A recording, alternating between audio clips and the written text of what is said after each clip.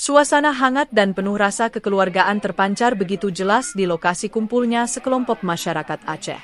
Di tengah hamparan tanah yang terbuka, dengan latar belakang pepohonan kelapa sawit yang rindang menjulang tinggi, mereka berkumpul erat satu sama lain seperti keluarga besar yang sedang menyambut kedatangan tamu terkasih.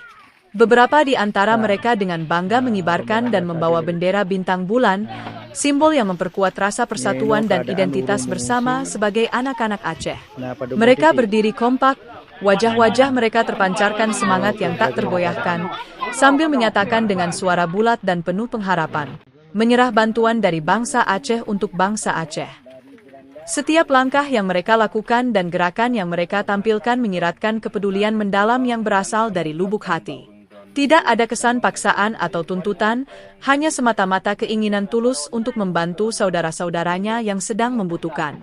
Bantuan yang disiapkan bukan hanya sekadar barang atau materi belaka, melainkan juga membawa makna kasih sayang dan harapan baru.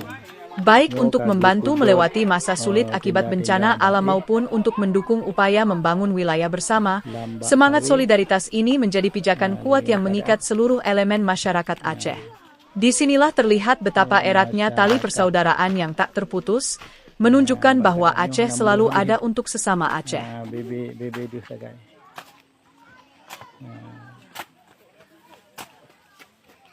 Kedih waktu hulu lama.